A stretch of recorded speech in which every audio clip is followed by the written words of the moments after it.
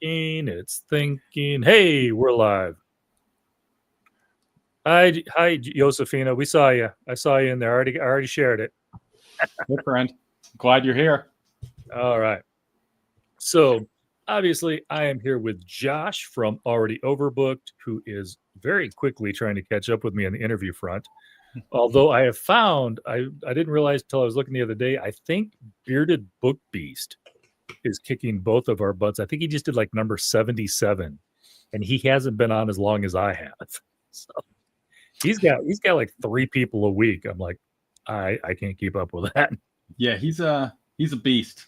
He's a beast. I don't have the bandwidth. My wife would kill me if I was doing 3 interviews a week. I did this is my 3rd live this week, and she was like, no more of 3 a week. So I said, all right, we'll knock it down to 2, but we'll let that ride for a little bit. I've got 2 lives, and then I dropped the HG Perry on Monday, so it has been crazy.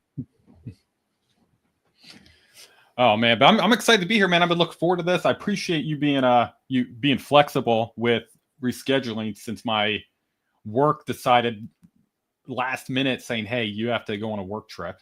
So that was it happens. Let's face it, neither one of us is becoming full-time YouTubers just yet. So, you know, family and work tends to take over every once in a while. Yeah, I don't think that's ever going to be on the books to even like that's not even on an ever radar that's ever going to happen. So yeah. Well, we're definitely in the wrong niche for that, because let's face it, most BookTube is not the highest paying AdSense, or does it have the most options for sponsorship. There's some, but yeah, you know, Penguin Random House is not going to be paying me anytime soon to be their official BookTuber. That's the dream. Which is probably good, because half the people have honor for Macmillan anyhow. So yeah. Oh man, yeah. That's the thing. I honestly I do this just for the fun of it. Like there's no thought process of ever making a penny off this thing. It's just I want to talk about books, and there's not enough people that read the kind of stories I go through and read at all in my personal life. Like I have a handful of people that read thrillers, and this people over here, 1 or 2 people read fantasy, and I'm like, I need someone that reads it all so I could talk to everybody, because so it's fantastic. This BookTube thing's fun.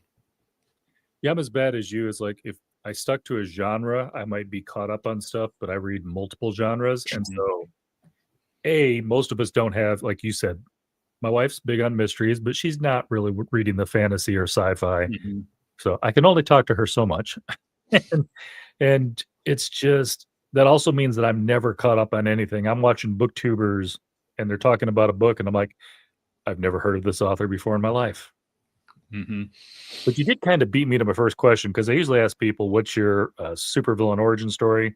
In other words, why did you become a BookTuber? And I feel like you kind of already answered that. Yeah, I got a longer version if you want to hear it. Sure. I got a longer. So I 2020 COVID. It was I think the only positive thing that happened to me in COVID was I started reading. So before that, I read with school. So I read like Jurassic Park. I read Brian Jaquez, I think his name. The Redwall series. I read the Redwall series. Oh, yeah, I know who you're talking about. So I did that as a kid, stopped once I got into high school of reading. I was like, I don't like this. So I was in the movies, TV, sports. That's all I did. COVID came around. There was nothing on the TV. So I was like, all right, I'll pick up a book. So it was a book that I heard a comedian talk about. So I picked it up, and it was actually good. And I was like, why is no one in my circle of TV show sports guys talking about this amazing story? So I looked it up. I was like, Red Rising, and surprised that other people actually talk about this book and actually read it and enjoyed it. That's when I found Mike's book review, Petrick, and a few other people as well. And I was like, okay, well, let me see what else they like, and then maybe I'll go through and like it. So that's when I got into reading. And then started getting my buddies to start reading, because I'm like, hey, read this. We started reading like Jack Reacher, started reading what's not Guardians of the Galaxy, Hitchhiker's Guide to the Galaxy. Started reading those types of stories, and then same thing. yeah, pretty much same story. So then in 2022, I think it was 2023, we decided, hey, let's create a podcast. So started a podcast, just a audio podcast. We did about 6 months, 7 months worth of podcasting. Had a few authors on because I was just bum rushing everybody, sending out emails like a madman. Please come on. And had a few like big name people. Very surprised. I was like, we have like 20 people total that listen to all 6 months of our stuff, and you're going to come on and let me ask you stupid questions. Perfect. Then that kind of fell to the wayside after a while. Lives, kids, and everything happened, so that stopped. And then it was like a year of me sitting around going, I miss this. I miss talking about books. So then I, decided I'm going to start a booktube channel. Made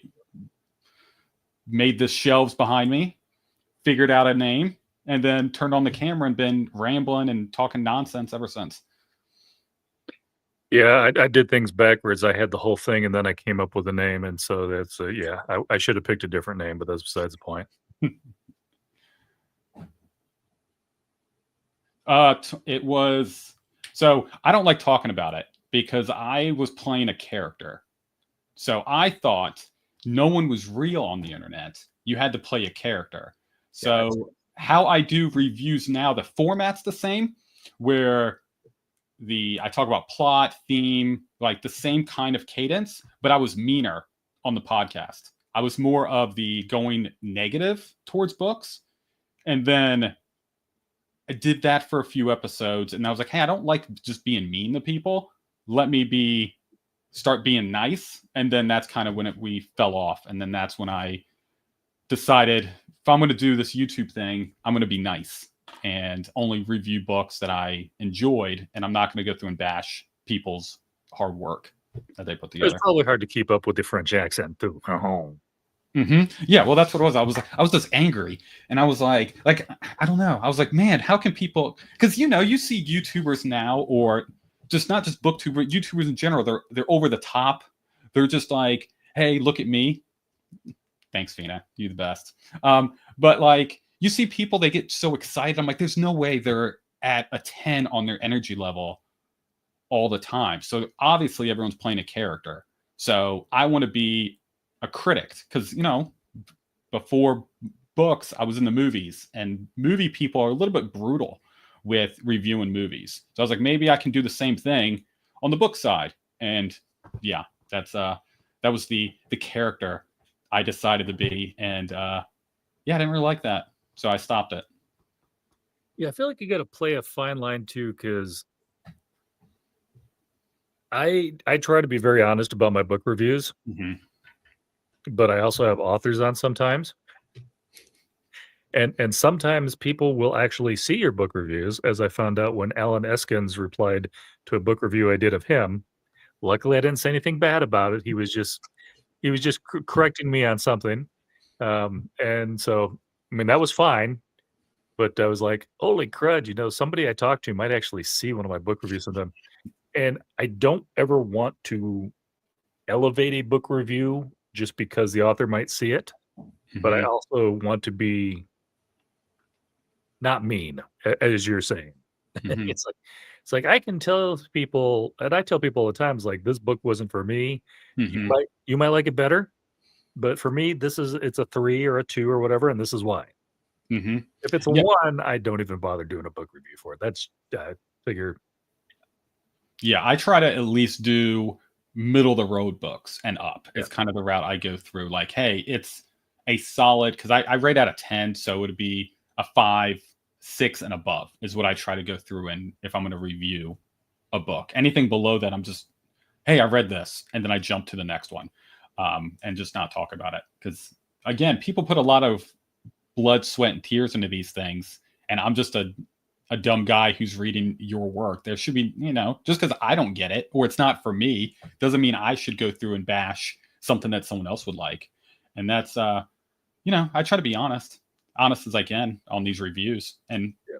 I've had authors show appreciation. So that's always makes me feel good when authors go, "Hey, I appreciate your honest review."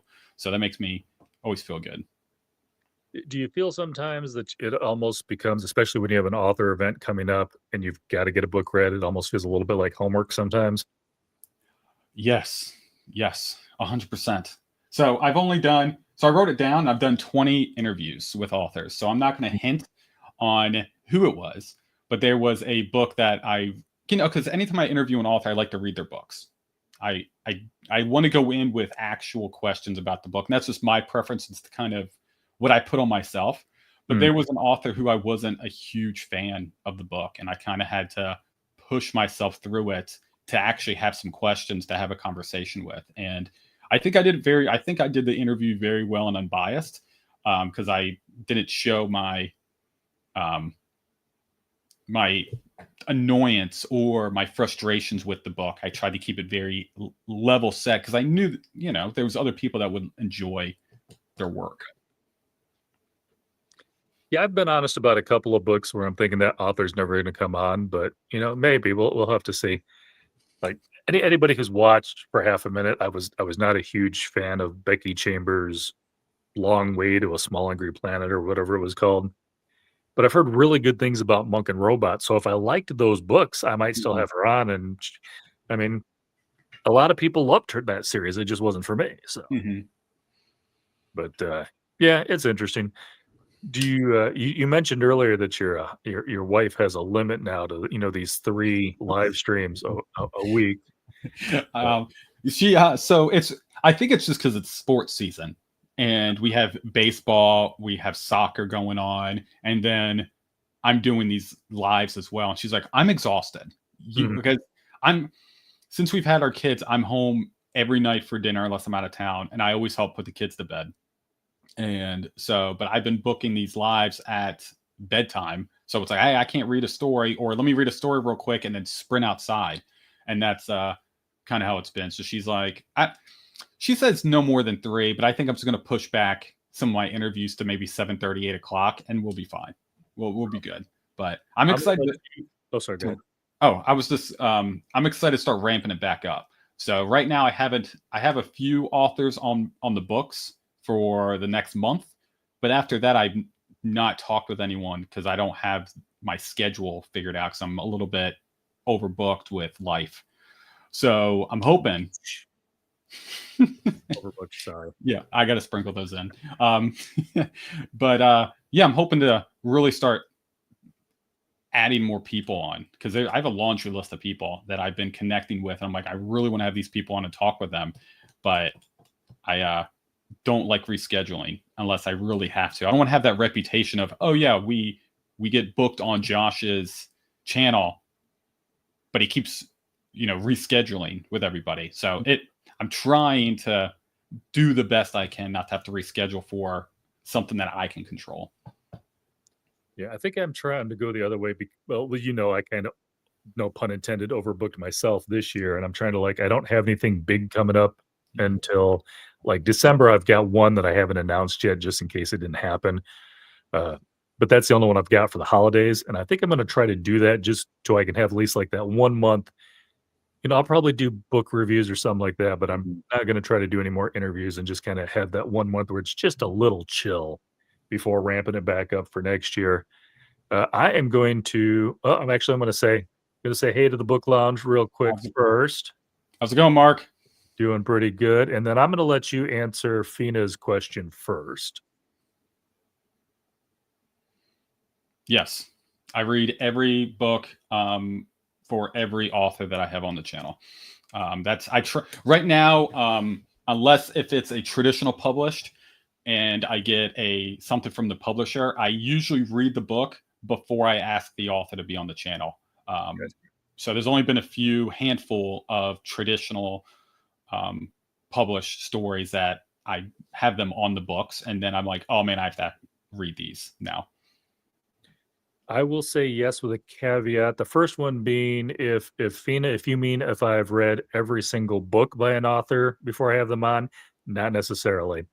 I have had a couple early on, and they know this, so I'm not. This isn't a secret to anybody. But for instance, I think Jen Lyons, when we came in on, I had her first on for like book 4 in Mhm. a series, and I told her I was trying to read all 4 of those books, and this was back when I'd have like one person a month, not 4 people a month, and I did not quite get to the 4 books, so we talked about it, but we talked about it in the gist of that whole series. Yeah, Phoenix says not the entire backlog. So yeah, if I'm jumping in, this is why most of the time now I try to jump in on a standalone or a new series, because I don't like doing that whole. Yeah, I'd like right now, I probably would not have Jim Butcher back on to talk about 12 months because I'm not going to catch up with the rest of that series. I specifically had him on during Cinder Spires because I'd read all of Cinder Spires, and we could talk about it a little better. That was a great question. Great question, Fina. Yeah. Yeah, I don't understand that. Mm-hmm. It's I I think the difference is, at least from my mindset, it's more of a conversation piece. Hey, let's have a friendly conversation. Where for me, I guess I'm selfish in the whole thing, but I have questions. I want to know. There's like I read your book. This might be the only conversation I can have with you about your work. I there's a reason I have you on. I have specific questions that I need to go and understand. And I think that's why I like to go through and read books. Because, like before I started this, the only way I would get answers from authors is if I sent them an email, because I didn't have X or Blue Sky or Instagram, anything like that, till I got on a BookTube channel. So before that, I would just send authors emails. And I have a few authors, and they sent me their book before I did anything, because I was just asking them questions about, hey, was this on purpose? You went through and did this. Was this, was this theme, is this idea that you were trying to do, where I'm just making things up and adding in my own thoughts and background into your book? So I don't know. I guess that's selfish, but I want to, I have questions. I'm curious. 'Cause I don't think that's selfish because I think it shows when you Mhm. have not read the books when you're talking to an author. Mhm. And I get there's gonna be certain things like if it's a celebrity or a big time, like Rebecca Yarros, if she's in town and they want her on the radio station, I'm not expecting the DJ because the DJ's got somebody new on the station every day. He Right. probably hasn't read your book. Mhm. I've seen a few things like Good Morning America where they have somebody on and they've got 5 minutes, and more than likely, maybe somebody read the book and told the host what to ask. But I think if you're a booktuber, bookstagrammer, book talker, whatever you want to call it, and you're going to have an author on, it's going to be really obvious if you haven't read the book and you just wanted to have, I don't know, James Patterson on, but you didn't Mhm. read the book. It's going to be obvious that you just wanted to have James Patterson on. Yeah. No, I agree. I agree. I agree. So knowing that you're picking up some more authors and stuff like that, who would you say is on your, I'll just say Mount Rushmore, like 4 people, like the next 4 authors that you'd really, really love to have on? That's a good question. All right, I do everything on Excel, so you got to bear with me as I'm going to pull my handy dandy Excel spreadsheet. I've got an Excel spreadsheet to my left. So it's got I have, everybody that I've had on or I'm having on shortly. yeah, I have a huge list. So Mount Rushmore. You said Mount Rushmore. Okay, Just like the top 4. Yeah. the top 4. I would love to have Joe Abercrombie on. He's on my list. I think I would Joe Hill. Joe Hill is on my Mount Rushmore. I have Jim Butcher, Pierce Brown. The big names. The Mhm. big names. I would like Martha Wells. Janie Wirtz is on here too. I need to read her books. I feel like out of my Mount Rushmore, I could probably convince Janie to get on. Um, Yeah. she seems super cool. But Scott Lynch is on my list. These big name people that um, would love to have them on just for a moment. Just for a moment. Be able to just ask them one question. I'd be happy as a clam. Yeah, off the top of my head, off that list that you gave, Jenny, I think would be obviously the easiest to get on. Mhm. Scott, you might be able to get on. Scott and his wife, almost said Emily, Elizabeth Bear. Both of them are usually pretty responsive. Um, Jim Butcher is a maybe. It took me forever to get him on. And I don't know about Martha today. I got lucky. I had Martha on before she had a TV show. She's probably getting hit up with a lot. She probably Mhm. has people watching, not just because she's getting inundated. I don't think her personally would be against being on somebody's channel. I just think that she probably has people you have to get past now to get. Yeah, and that's so I was luckily when I was doing the podcast, I was able to interview Greg Hurwitz of the Orphan X series. I don't know if you read those. So he was my oh my goodness, I got Greg on. And even though it was just an audio podcast, I recorded it and I had Mm. this on video and I still have it. And I go through it. I'm like, I can't believe I spoke with this guy. He was so cool. But yeah, I've been trying to get him on since I've gotten this channel and I keep have to get through like 6 people to get to him now because he's getting more and more famous. And I'm like, this is an uphill battle. I'm like, we spoke before. We're like, I know you. Like, let's give me some time. I'm better at asking questions now, but you know, eventually I'll hunt him down.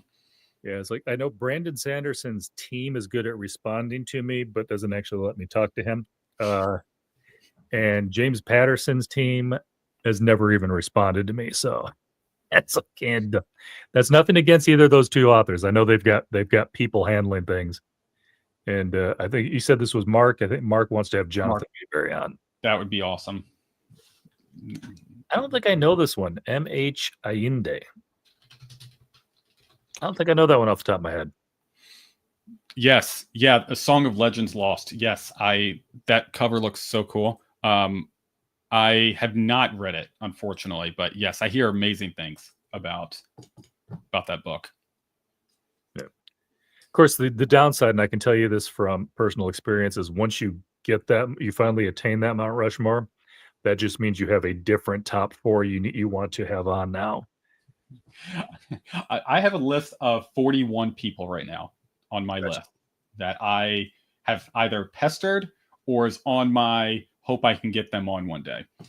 Gotcha. So, and I keep adding more and more people. Like, oh yeah, it happens. It keeps getting bigger and bigger. But you know, joining BookTube has been the worst thing for my BookTube channel. Because I've told you guys before, I started out on Twitch and then would just post the video on YouTube and not see YouTube again until I went to post another video. And then I discovered BookTube and realized how many authors I was completely missing. Yep. And then it's an Empire in hardcover that I hadn't opened yet because I didn't know.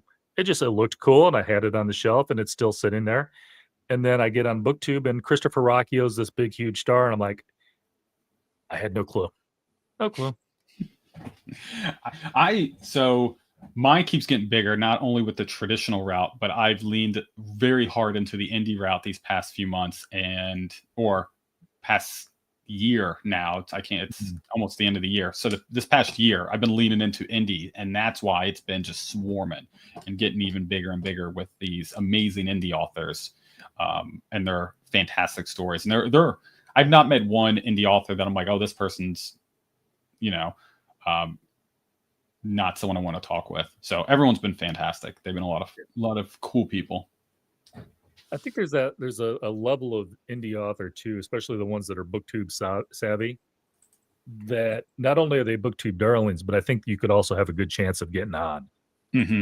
It's sometimes those trad publishers that, especially if I go to their website and it's like contact so-and-so instead of contact me, I'm like, I have a chance, but it's not a great chance.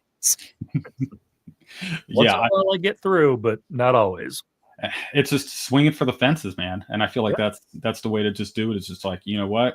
And that's what me and you've talked offline about this. And just swing for it. Play. I think the best advice you told me was find out when their next book's coming and try to connect with them 4 to 6 months before that comes out. And then slowly pester your way through. So I'm going to contact them again around 3 months. Because if it's the first time they've heard from you inside of that 3 months, they probably got people already scheduled. Yeah. They get super busy, and then after that book is dropped and they've done their book tour, they're diving back into the writing hole. Some of them, and they won't pop up again. So Yep. So that's been amazing advice, and that's been helping me out a lot with going through and connecting with people and actually keeping a spreadsheet of, all right, this book's coming out this time. This is when I need to start pestering everybody. That's what I feel like. I feel like I'm just pestering everybody, but yeah. As long as you don't do it repetitively. I mean, like every 6 months to 12 months, I would contact V. Schwab and finally got her on. But I'd also been talking to her since before Addie blew up, and she had people answering her stuff. So she knew who I was, even if she'd never been on. And even then, it took me forever to get her on. And we had to do it 2 months before the book dropped because, well, V. Schwab's a different level. She had a US tour. She had a European tour. It was now or never. It wasn't. So I'm like, I took now. Yeah. It's I had to sit on it for 2 months, which is annoying as I'll get it. I don't know how Britain does that. Okie. Yeah. I still have ones, and like he'll be posting something. Is like, you recorded that 3 months ago, and you've just got it sitting there in your back pocket. Well, and that's what I did it one with him like the first month. I think I was on BookTube, and it didn't come out for 2 months after that. I was like, I guess I did a bad job. And he was like, I'm not posting this. And I was like, oh no, he just has that much of a backlog. And I was like, okay. I was like, man, I just did terrible in this conversation. I swear he asked me like a year ago, and we still haven't even done the actual interview yet. So I wasn't available then, and by the time I'd like, hey, I'm available, I think he was like, dude, I passed you. You missed it. I'm done with you. I'm just kidding. Brent's a nice guy. I'm just giving him a hard time. Yeah, I know he's a good guy. He's funny. He's funny. I don't know if you can tell. Is Fina, if you're still on, I did something for you. So Fina went through and called me out. That I don't know if you can tell right there in the corner. I have something on the wall. So I had a piece of the paint came off, and it looked like there was a bug on the wall. And Fina was like, I think she posted like 2 videos, and she sent me a message going, "Hey, I think there's a bug on your wall." And what I did was I put a sticker there for you, Fina. I put a sticker there. So I create my own Already Overbooked stickers, and I put one of them on the wall just for you, Fina. So I got rid of the spider, yes. So I put one of these cool little stickers there just for you. So it's going to stay there forever just for you, Fina. Did it for you. And apparently I'm not alone. He hasn't done the Britain one yet either, so. Oh, who's the other one? Oh, I asked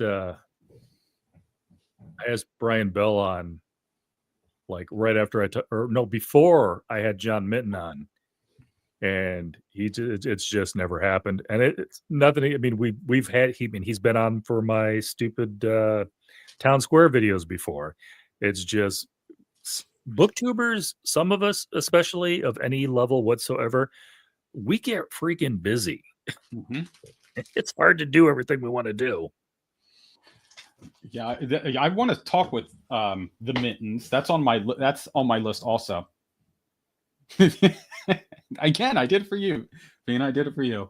But yeah, the Mittens. I haven't been able to have a conversation with them, and they're on my list. I really want to dig into their brains a little bit more. So I hope to get to Discovery soon. Like when it came out, I wanted to go through and read it, but everyone was reading it and everyone was hyping it up. And I said, you know what? They're going to be getting a lot of calls and a lot of requests. So I'm going to pump the brakes, and I'm going to read it later on, because once I finish it, I'm going to need to have I'm going to need to talk with them about their book. So I'm probably going to do that close to the end of the year, and then pester them to get on to talk about it, which is going to be fun. To get Jacob on. I had John on before the book came out, before I even knew he had a book coming out. So that was just a BookTube interview. And then, of course, I did have the Misses on for that silly little Town Square video, Book Club of the Misses, where we made fun of Jacob reading Hop on Pop. So Oh man. Oh, so much fun. So what are let me ask you this question because almost everybody I've asked on here ends up writing a book. Are you writing anything? Do you want to write anything? So that's a good question. I am not currently writing anything. Now, do I have a book of ideas? Yes. Would I ever write something? I don't know. And I honestly, if my kids were older, I would say yes. I have time. I do not have time right now to go through and write anything. But I have some ideas that I think would be very good. I'm super excited for a few of them. So we'll see if I ever write anything. If not, if you're an author and you want some ideas, I have ideas of books for everyone to go through that are not. See, I'm trying to think of a something that's not done yet, where it's not very popular, and that's kind of my thing from my movie TV show mindset. I'm trying to bring my favorite shows into the book space, and so there's a few shows that I really liked, and I'm like, there's nothing like this on Mhm. this side of the house. So I'm like, I want to bring them over and be like, hey, let's do a one of my ideas, a fantasy version of Catch Me If You Can. You seen the movie Catch Me If You Can? I think having a fantasy book of Catch Me If You Can would be a lot of fun. Definitely make an interesting I don't know Interesting. if it'd be villain if you consider him the villain Mhm, or not of that story, but yeah, mhm, the especially the fact that how you would change that from, the whole check forgery and stuff like that, because 'cause you'd have to mhm, kinda change up what you're gonna do to put in a fantasy. mhm. Yep. So I have some ideas on what that's going to be, but yeah, that's kind of a high level idea that I have in the book. So I have like 6 pages worth of notes for each of my dumb stories that I have thought of that I randomly get. But we'll see. But nothing on the horizon Gotcha. of actually putting pen to paper. That was becoming my running joke because I was trying to have booktubers come on, so I'd have an interview once in a while where I didn't have to read a book for it, and then Chance wrote his book and John wrote his book. I'm like, stop it, people." Chance was just gonna be a booktube interview, and then he rescheduled, and by the time that happened, the book was coming out, so I'm like, "Well, now it's just an author interview." And that guy's a machine, man. He's a machine of going through because book 2, I think he's almost done with it, and he's already working on book 3, if I'm not Wow. mistaken. So, and book 1 just came out. So I know he's getting ready to drop the cover reveal of book 2 already. So the guy's running through books, running through them. So that's awesome. Happy for him. I've thought about it. I've thought about it. I'm again. I'm if I had some time, if I had some time. Something needs to be cut back on. So I think I'm just going to wait till the kids get a little older. I keep writing up ideas, and then once I have a little bit more time, I might put pen to paper and then just try my hand in the whole storytelling route. But who knows? We'll see. That's just a reason to look at your kids later and going, "I could have been a contender." I'm dating myself with that reference. Yeah, getting it on paper is probably a good Mhm. thing. The Yeah. closest I've got is I've got a story in my head, I've had it for years, and I've got about 6 scenes, but I have nothing to connect them together yet. Started writing down one time, and I was like, "Ooh, this feels like work." Poetry, that's my level. Oh, nice, nice. Yeah, I can't do poetry. Um, but yeah, putting pen and paper, man. Now Athena might have an idea here. All of the, aspiring ones, instead of having to write a full novel, it's just like, "Give us your short story. Even if it sucks, we'll put it together, somebody will buy it." Love But it. we'll give them to Brian Bell, and he can, like, package one with every, flask he sells or something. Love it. I think it's a good idea. It's Oh, a good man. idea. Might need to do that.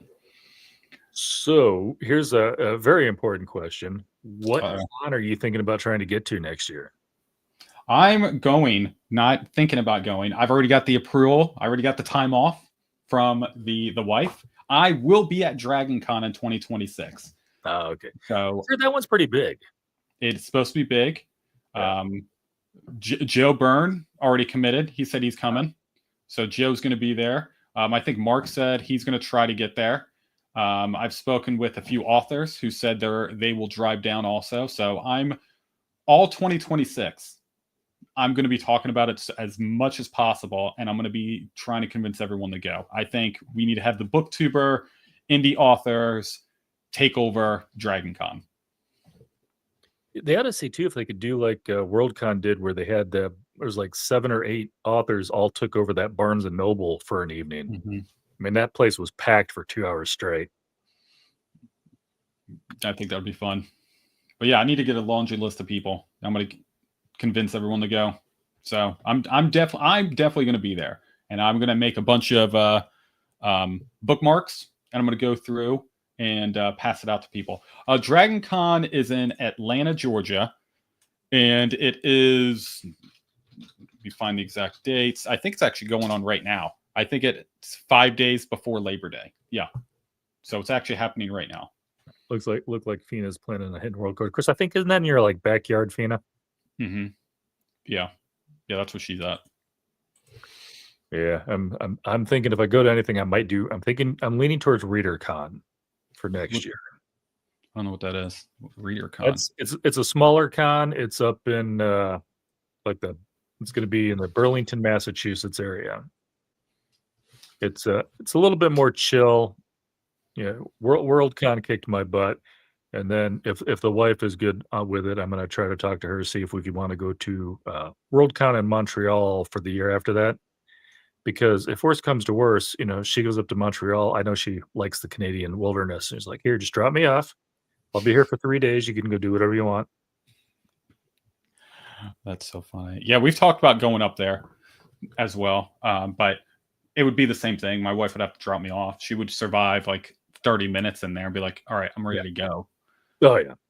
So, yeah, but I've never heard of ReaderCon. I might need to check that one out because that's I heard about that one from Matt Kressel has a podcast. He was on my first year, and he and David Mercurio Rivera, I think is his name. Mm-hmm. They were talking about they had one, and they actually did a live from ReaderCon. And I mean, Cat Rambo stopped by, John Wizzle. So it's a decent size con name recognition wise, but it's a lot smaller than Worldcon, and I guess it just feels more personal to a certain extent. You get to hang out with people a little bit more. And it's not that I wouldn't want to do a Dragon Con or something. I don't want to do one next year. No, I get that. After 2 days, my feet were ready to fall off. Yeah, I'm swinging for the fences with this big one. So it's close to me. And I've never been to a con. Every time I've tried to, I booked one. So I tried to go to 2 of them. And one of them, my kids got sick, and the other one, I got COVID. So I was like, okay, well, it's the sign. I'm not supposed to ever go to these things. So, but I'm going next year. I'm committed. I will be there. Yeah, even if I have to be in a bubble. Go to STCC in 2020. That was the plan, and that STC 2020 didn't happen. Yeah, that's the dream. One day I'll get out. Later, Fina, you need to get some sleep. Anyhow, she mentioned earlier she's been up since 3. Oh my goodness! And if anybody wonders why I keep popping these all up, just because a lot of times I have authors on here, I actually have it turned off, so Josh is not seeing any of chat unless I click on it. So, but that way, if somebody came in here and wanted to troll him, he doesn't have to deal with it because he'll never see it. Or you can just email me if you want to troll me that way. Yeah, just email. I'm good. Just find me on to include money, because if you're going to troll him, he at least wants to get paid for it. Right. That'll be the dream. Do that. All right. Okay. So, what else is going on exciting in your life other than the BookTube thing, if anything?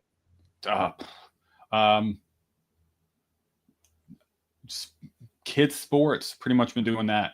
Yeah. Pretty much that's been going on. That got my oldest birthday party's turning 7 this Saturday, not tomorrow, but next week.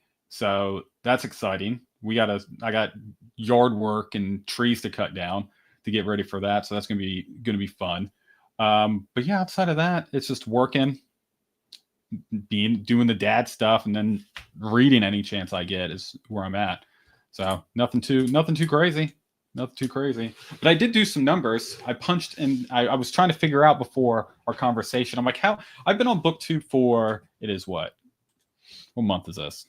It is August. So almost September. 10 months. I've been on BookTube for about 10 months. I was like, how many books have I gone through and read in 10 months? Take a wild guess. 10 months. 40? 40. Nope, not even close. Okay. 286. Oh, holy crap. Yeah, 286. I was like, oh, man. Now, these are novellas. These could be short stories as well. But yeah, 286 books. And I've like you're reading like little golden sowers or whatever they're called, little golden books. Yeah, I'm not counting those children books. I'm not counting those. But yeah, 286. I was like, man, that's it's a lot. It's a lot in 10 months. It is. I read. Yeah, this August I read 13. July I read 19, but June I read 5. So it's all over the place per month. Now you got me questioning me. I'm just trying to remember where I am at, and I'm only looking for the year because I'm cheating and using Goodreads. I am at 51 books this year. Yep, I'm at 95 so far this year.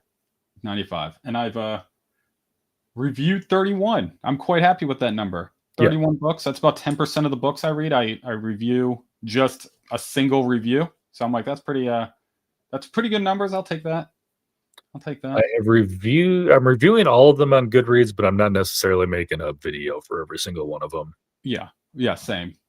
They're all like Goodreads, and I try to remember doing Amazon. So if I've read your book and you don't see it on Amazon, yes, 100%. I put the kids to bed at 7. The wife goes to bed at 8.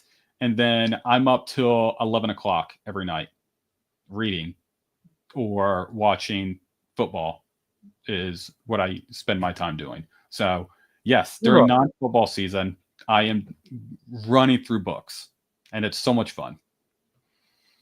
The biggest problem I have with keeping Amazon up to date is I have, and you probably see this too, especially when you're doing a lot of author interviews, I read a lot of arcs. Mm-hmm. And Amazon will not let you post a review until the book is live. Mm-hmm. Then I have to remember to go back and add it. That's the exact same situation I'm in, where I have people go through like, hey, I sent you this book. I'm like, it wasn't ready when I got finished reading it. Like, I'll go back now. Thanks, I forgot. But yeah, I do it all the time. I forget. If I don't do it in the moment when I finish the book, then most likely I'm going to forget to do it. And I think that's why I'm doing them all on Goodreads now, is because 3 months after the book comes out and I realize I forgot to put it on Amazon, I'm not going to remember what I thought at the time. I just go back to Goodreads. Oh yeah, copy, paste, throw it on Amazon. Yeah. I really wish though, because there's so many reviewers, I wish you had like a way, especially for even for their whatever they want to call it, their influencer program or something. I wish we could post reviews, because I think that would just help them when the book is ready to sell and the book has 10, 15, 20 reviews, instead of the book is ready to sell and nobody has posted anything about it yet. Yep, I cannot agree more. Yeah, I feel like there needs to be some updates on a few things, not only with how Amazon's set up, but Goodreads needs a little bit more analytics. I know they have some other alternatives you can use, but man, I'm not starting over. And I know you can import stuff, but I'm an old man who I'm stuck in my ways. I'm like, I know how to use this. I'm going to continue to use this and not use some of these other fancy ones that are out there. Yeah, the biggest thing I wish they would do, and I just want to see what it looks like. Okay, so the 3-book set of Kingkiller Chronicles, which there is no 3-book set yet because there's no third book, has 2,040 ratings on Goodreads and 99 reviews. For a book that doesn't, I guess that goes through 2.5, so they're including the novella. I meant to look up the Door one. But either way, okay, so Patrick Rothfuss. Let me just click on that. That'll make my life simpler, because I know his book is listed on Goodreads. The fact that they let people vote on it is annoying as all get out. Okay, don't Doors of Stone, book 3, doesn't exist. Over 5,000 ratings, almost 1,000 reviews. Nice. It's got a 3.5 rating. The book doesn't exist. That annoys me. It's like, why? Why would you do that? Oh, and so I have it up also. Did you see he posted something back in 2013? Oh, no, probably not. I was just looking at the list there. So he put on here, like, while it's nice to see folks out here giving this book a 5-star, in some cases even reviewing it, I'll admit that it's kind of puzzled, and then he just goes off on it for a while. And I'm like, Travelers love my books. Um, I'll give him points for humor. Okay, I appreciate that. yeah, it's kind of funny. It's kind of funny. But yeah, that's the downside to me. I won't say a booktube because I don't think most booktubers do it, but I feel like probably a lot of, not to throw them all under the bus, but book talkers. I think there's a group that reviews books that don't exist, or maybe they haven't even read, even if they do exist. Hmm.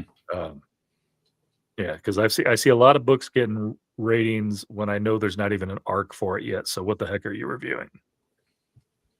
Interesting. Yeah, I've not dipped my toe into the TikTok world, so I don't know what that's like over there. I hear it's completely different than the YouTube and other social media spaces. I feel like booktube is amongst the booktubers. Now, don't get me wrong, every group has a bad apple here and there, but I think booktubers are more of a community. Mm-hmm. We're all on each other's channels. We're all hanging out. We're all following each other.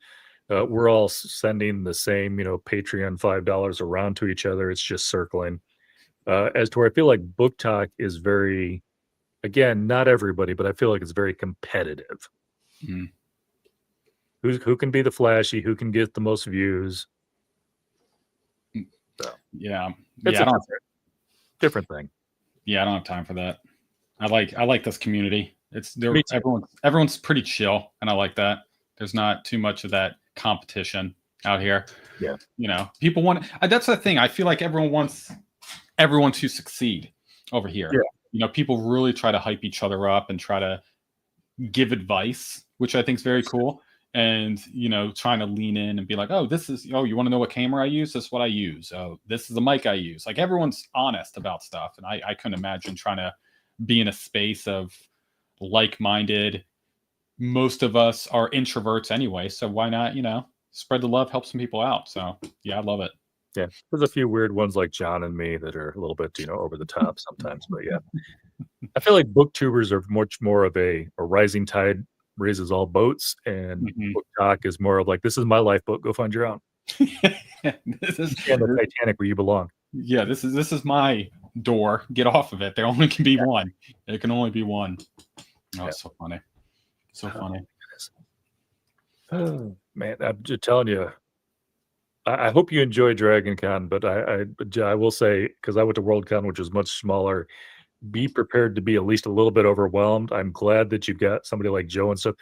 Having somebody that, even if you don't hang out with them, like you might see once a day and like, hey, how's it going? Just having that somebody is there is really cool. Yeah. Yeah, I hope I can get a lot of people to go, is what I'm hoping for. Yeah.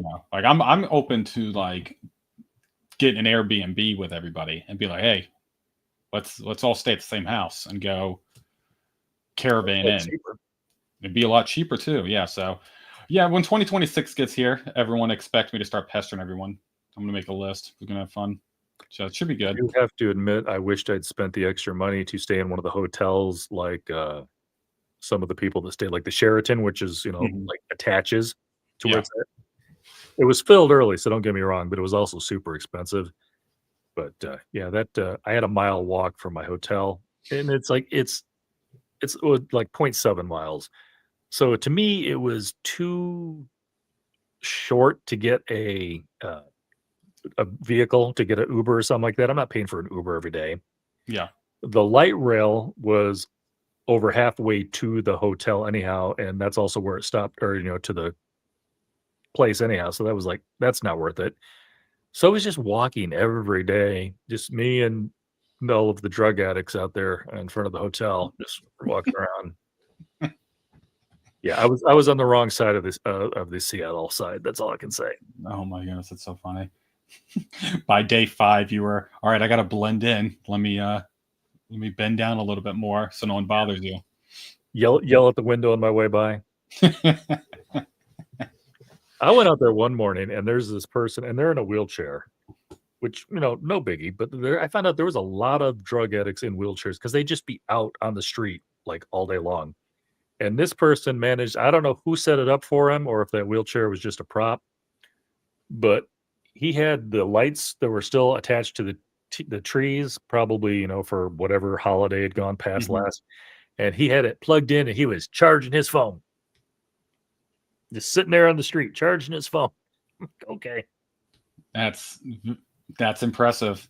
That's Seattle very, is interesting. that's very impressive. Yeah. That's very impressive. I'm sure there's nice places in Seattle, but basically I just got to listen to drunks yell all night and seagulls. Fun. Seagulls don't care what time it is. There's no waiting for sunrise. They're just squawking all the time. Oh man, it's an experience though. Like I know that sounds a little miserable, but it sounds fun at the same time to be like, hey, I mean, I did this. I'm joking. That was the getting there, and usually getting back wasn't as bad because everybody was too tired. But yeah, the actual con itself, I tell people it was great, awesome, loved it. And like I said, the people you're going to meet, you're going to not only meet people that you want to meet, you're going to meet people that you didn't know you wanted to meet, Mm-hmm. and Yeah. shared stories. Freaking Scott Edelman was on the thing last night. I didn't even see him when I was in Worldcon. And not everybody knows who Scott Edelman was. But he used to be part of the Marvel bullpen when Stan Lee was there. He was a producer on the Sci-Fi Channel, I think, for a while. The dude's got a remarkable past. And I just say, it's like, hey, you want to talk about Worldcon? He's like, yeah, I'll try to make it. Okay, cool. So, and he made it, and he was very entertaining. Like I feel like I could have sat and talked to that guy for a while. Like when he was like, "Oh yeah, every morning I'm going to go get donuts," and I'm like, I would have been with you every morning just to hear some of your crazy stories that you've experienced throughout your life. No, he seemed like a very cool guy and very experienced in the cons. I think he said he's been doing it since he was 15. I think that's what he said. Yeah, which is cool. Almost every Worldcon. It's crazy. Mm-hmm. Very cool. So who do you got coming up next on yours, if your wife lets you? Who's coming up on the Overbooked channel next? We have Scott Thomas of Midwestern Gothic coming on. I heard that on your weekly wrap-up this morning. And I am almost finished. I'm almost the halfway point, and it is crazy good. This is so good. It is gruesome. It's intense. What's a little chunky? It is. It's a big boy. Yeah, there's 4 novellas in it. So there's okay. It's right under 450 pages, so it's not too much. It's gruesome. Like this guy, we're gonna have a lot to talk about because I need to understand his mindset with some of these stories. So it's fun. But that's coming up Thursday, and then after that, who do I have coming on after that? We got. Let me get to my handy dandy Excel spreadsheet. Paul Jessup, Suicide Music. Super excited for that one. Appreciate you for that. He's one of my favorite authors. He's if nothing else. He's a great conversationalist. You may have to make sure you set some extra time aside, or at least if you're as big a talker as me, because we average close to 2 hours whenever he's on with me. Oh wow, it's gonna be fun. Yeah, so it'll last. I have that book. I got the ebook of it, so I'm gonna go through and read that one, and then I'm interviewing Roe from Balding Balding, his new book, Sigil of the Ender Ruin. So I got that one coming up. And then my last one that I have on the books is Nick Snape of Warriors of Spirit and Bones. So those are my next. I saw him on somebody else the other day too. So yeah, he's going around. I just haven't caught up with all of his stuff. Let's face it, there's a lot of authors I haven't caught up on. I mean, I just finally got a Zach Argyle book Oh, I wanted to read him. I've read them all. They're fantastic. They are fantastic. Like I was super jealous that y'all were able to go through and meet them. I just want to pick that guy's brain too. Yeah, I was not part of the big party at his house. That was kind of cool. Mm-hmm. Yeah, yeah. He's on my list to go through. I want to reread his books and talk with him. But yeah, those are the people I have so far, and then I have a bunch of people that are pending once I get schedules figured out, and then I have probably about another 6 to 10 that's ready to go. I just need to set up a date, so it's gonna be pretty stacked few months end of the year once I get everything going. I cannot agree more. They were all fantastic. They were all fantastic. Yeah, I was telling him the other day, is like, I saw him at Worldcon, but I didn't know who he was. So I'm like, okay.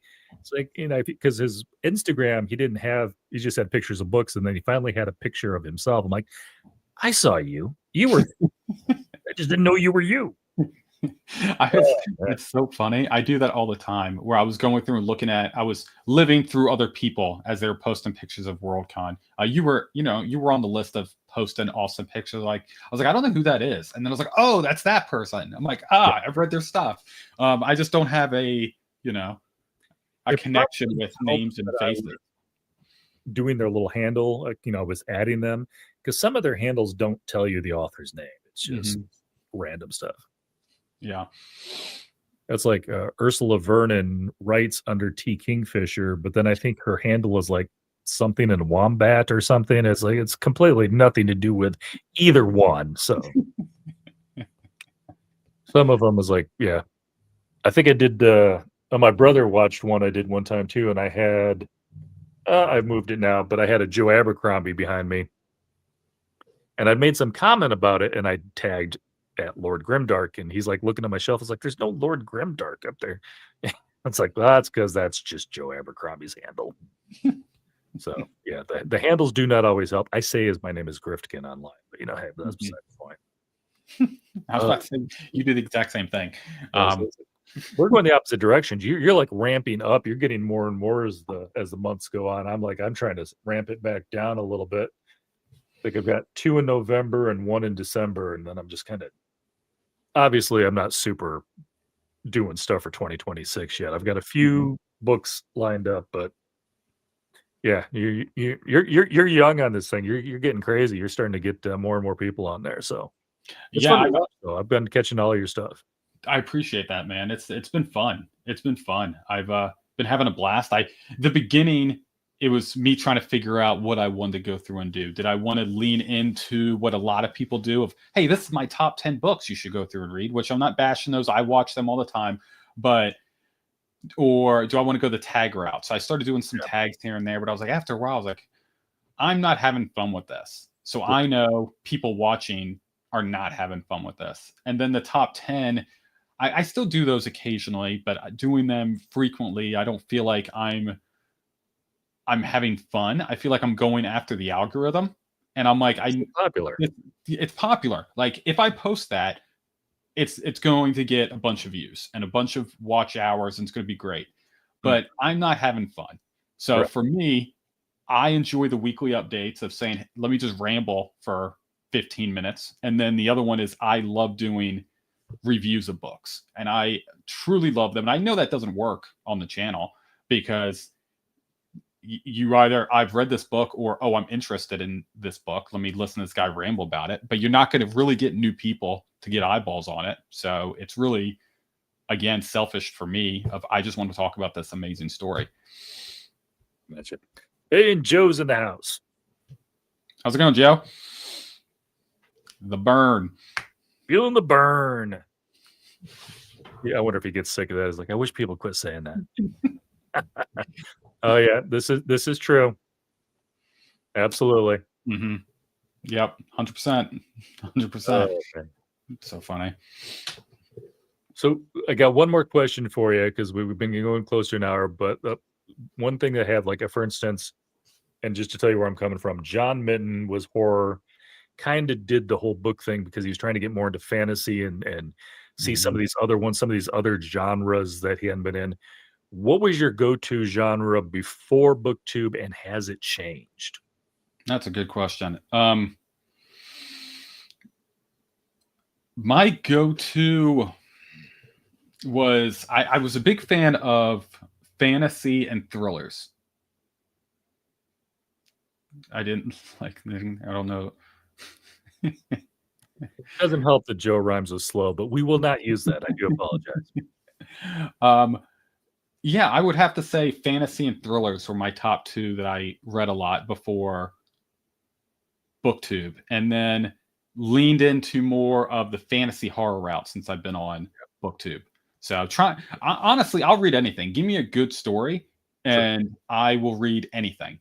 Anything. I've read it all. My wife likes those like Outlander series. She likes Oh, yeah. those types of books, which I went through and grabbed, and I was like, I'm gonna read the first Outlander book, and I have my opinions on it. It's not my Somewhere. it's not my cup of tea. I was like, I feel like you could cut this book down by a third, and it still would hit the same. But that's the type of story she likes. That type of stuff. So I'll read anything. As long as the story's good. Give me a good story. I'm a sucker for a good story and characters I can somewhat relate to. I don't need to. They don't need to be good. They don't need to be grim dark. I just give me something to understand about them, and I'm on board. And then give me a fantastic plot, and I'm a happy camper. Yeah, I would say for me, I feel like I was much more everything before, and I still like everything, but I also find that I'm reading more and more fantasy and horror. Hmm. Sci-fi a little bit, but usually that's an off if it's got a robot, like, service channel or service model by Tchaikovsky or Hmm. Automatic Noodles by Newitz, then, I kinda get sucked in for that, but, yeah. I wanna broaden back out a little bit just So 'cause, what? sometimes I miss some of those other genres, but I feel like, BookTube, sometimes you feel like everybody's talking about the same books, and then you get stuck in the hype, and you're like, "I gotta read this, and I gotta read this, and I gotta read this," and then you look back at all the stuff you missed, and it's like, "Ah, crap. Hmm. My TBR is just drowning." Yeah, the thing never ends. I finished one book and five more pop up, and I feel like I just accepted that I'm never going to catch up, which is good. I'm never going to be bored, and I like Right. switching genres. I read about 2 to 3 books at the same time, Yeah. and they're all different genres. So it's like whatever I'm in the mood for, I'm going to go through and pick one of those up. So like right now, I'm doing the Midwestern Gothic, which it's fantastic. But I'm also reading the Repairman Jack series as Oh, well. So I'm very reading good, those very two at the same time. So one's horror, one is supernatural thriller. So it's like good. Yeah. completely Definitely different helps keep 'em type of separate. stories. Yeah, yeah. Ah, man. So what are you reading? What are you reading now? Well, What's on right your? now, I've got to in fact, probably tonight, I've got it because I thought I had another week left, and then I realized, Tuesday is when I'm interviewing Almakatsu, so I gotta get back, I gotta finish up Fiend, so that's another horror book. Mhm. Um, I just finished listening to you know what? I just had Goodreads up. I don't know this I'm making my own life difficult. I am reading The Way of a Dan. I'm getting close to the end of that one, and I'm loving that one so far. I just read, Kill Creatures by Rory Power, which I Hmm. don't remember if it's out yet or not. If it's not, it's coming out soon. That one is excellent. I started on Catabasis, but I'm not very far into that one yet. And what was the other one, last one I read that I don't know if I'm also reading the 113th Library Assistant or something like that, which is weird, but it's fun. I'm very, very early in, but basically it's this I don't know if it's considered YA or not, but it's this kid who's got pretty much no thing. It's one of those old fashioned ones where you get to a certain age and you're picked to be an apprentice to blah, blah, blah, whatever. Mhm. And his sisters are all bigger and stronger than him. One's a blacksmith, one's a ranger, one's a magician, and he's just failing at all of them. And I don't feel like this is a spoiler because it's like the first couple chapters. But finally, the crazy librarian picks him to be an assistant, and he's got no more to think. So he's like, "Fine, I'll do the assistant thing." And that's the high point of his life so far in this book. It goes downhill fast. It's like, so there's a reason he's the 113th assistant for a library that's only been around for a couple hundred years. That They sounds don't last long at this library. very interesting. The Kill Creatures cover looks intense. It is not what you think it was. I thought it was going to be much more horror. It's one of those ones that likes to leave you on the edge. Is like, is this a horror story or is this a psychological thriller story? And you don't know till the end, but the end was excellent. So it definitely sucked me in. That one's definitely worth reading. Cool. Adding that to the list. It's and it seems it's only 280 pages. That's not. Well, yeah, it's not very long, but it's also one of those ones where it didn't waste any pages. There's no filler. You're just dragged through the story till the end. Awesome. Which are nice fillers in between, like that, 500-600 page chonker you're currently reading. So right. Well, what I really like about this is it's 4 novellas, so you get like everything. It's good, and it's 120-ish a story. So it's like it's enough, and it gives you a full story, and that's what I really enjoy about it. But it's intense so far. The first one was about a construction worker who got in a fight on the job, got fired, and decided he was going to go to a bar with a coworker and start drinking. And then things start de-escalating very quickly. So a guy who's prone to fighting, just lost his only source of income, decided, I'm going to go drinking. Gotcha.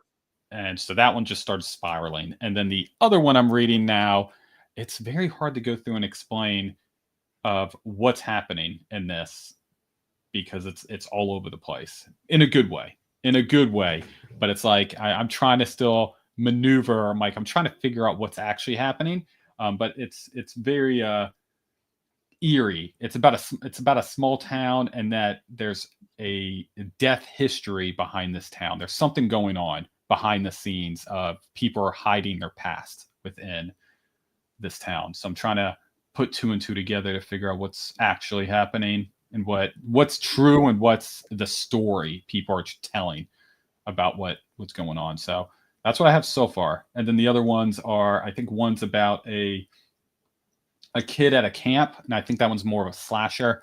And then I can't remember the fourth one, what that one's going to be about. Gotcha. Well, I'm glad you're liking that book too, though, because he's actually he did a bit for my horror rec video this year. So he's got a slot for that. So I'm glad you really like it, 'cause I hadn't had a chance to read him yet. Yeah, he's good, and he's just won the Bram Stoker, I think, for it award. Nice.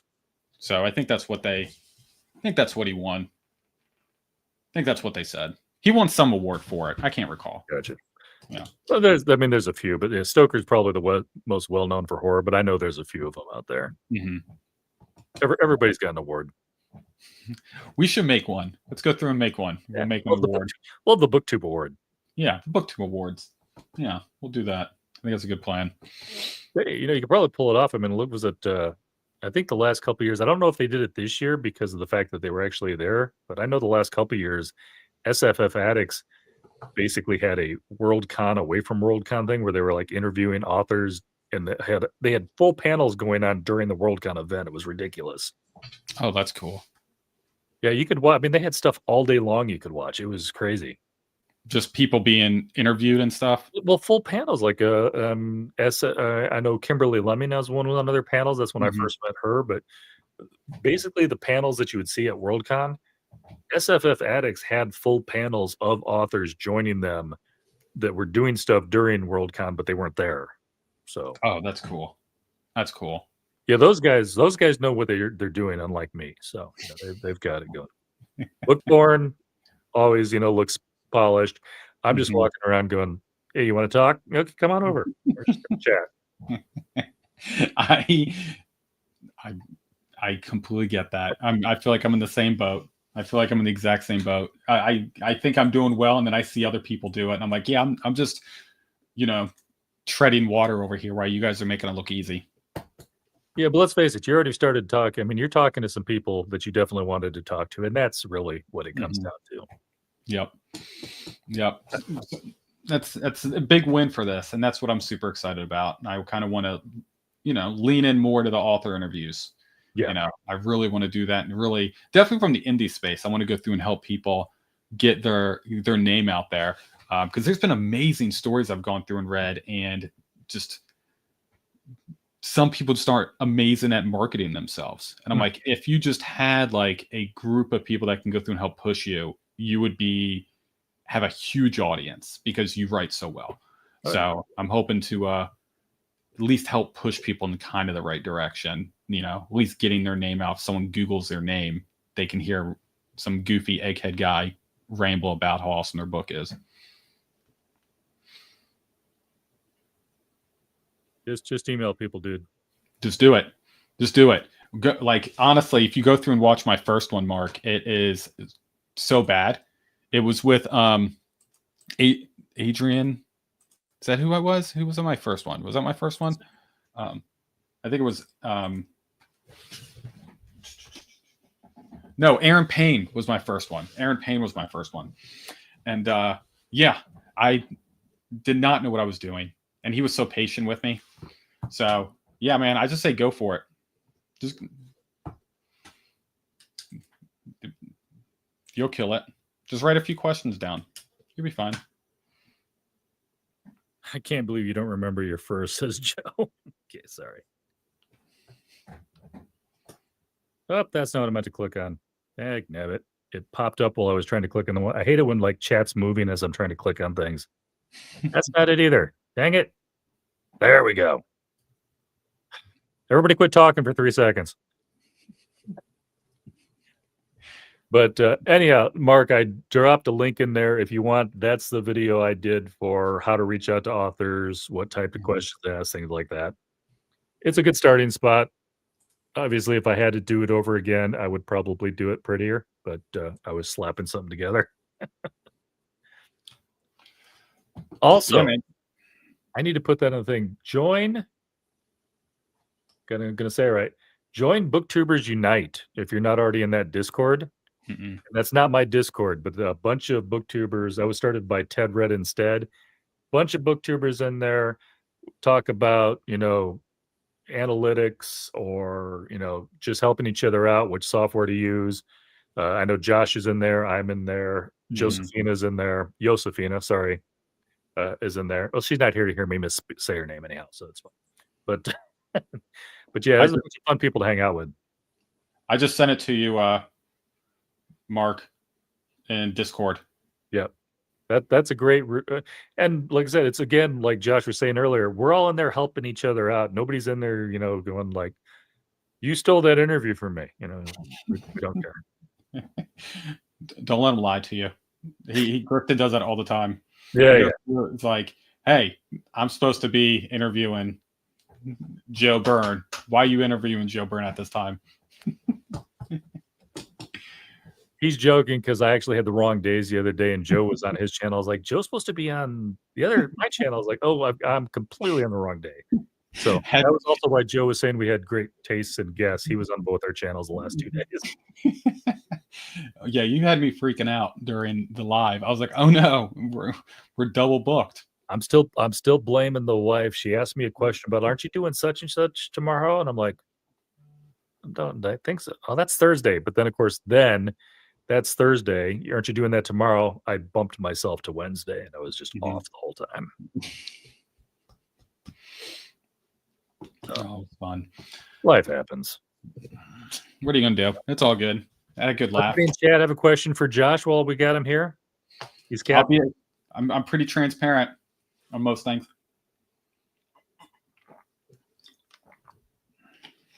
I'm only transparent below the farmer tan. Then then I go full Irish. This is pretty much the only part of my body that's tan because it's on the sun all the time. So I got a question for you. If there's no questions, so for your interviews, how do you go through and prepare your or your reviews? How do you go through and prepare what you're going to go through and say? Are you those people who take notes while they're going through and reading a book, or are you at the end of the book, let me write down what I liked, or just turn on the camera and start talking? How do you decide What book, and then how do you do those reviews? So basically, I do it a little bit backwards, I think, from what some people do. The people who write down notes, I have all the respect for because they probably do better ones. Or like John Minton does the thing where he like ranks all the different stuff and what he thought of each part. I'm much more of a feel. How did that book make me feel by the end of it? Mhm. Which is why I'll usually try to get it on Goodreads immediately while the thoughts are still in my head. Sometimes I'll pull up another Goodreads review or the blurb just to like, because especially on the ones I listen to, I'm like, crap, I don't remember so and so's name or whatever, and I'll use that. And I think my Goodreads reviews are actually really, really pretty nice looking. I'm actually proud of a few of them because I think I write well. Once I turn on the camera, though, sometimes I just start to babble, and so I've got the what I wrote in the background, but yeah, I can go off on a tangent when it comes to the video reviews. But Nice. book reviews, if you're a big booktuber, you're probably not doing book reviews because they don't do well.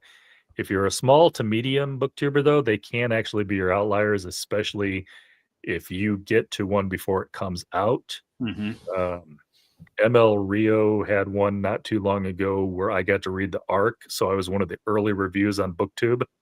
So that one did really well for me, but that's because there weren't a whole lot of book reviews to choose from. So sometimes it's just getting lucky. And if you're going to be a booktuber, you don't always get these to start, but the sooner you can get on somebody's radar to get arcs, that's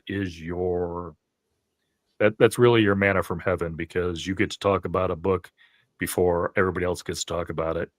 Unless your name is Petrick, because every time I get an arc in the thing and I'm so excited about reading this arc, Petrick has a video and he's talking about it already. And he's like, sorry, I didn't get to this arc that I've had for 2 months. I'm like, I got it yesterday, you bastard. But Petrick's at a different level than the rest of us. What can you say? The man is a machine. Like, I think I read a lot, and then I see what Petrick's doing, and I go, I am the slowest reader alive. And then he's nonstop putting out, because I was following Petrick when he was just on Goodreads. Hmm. Right.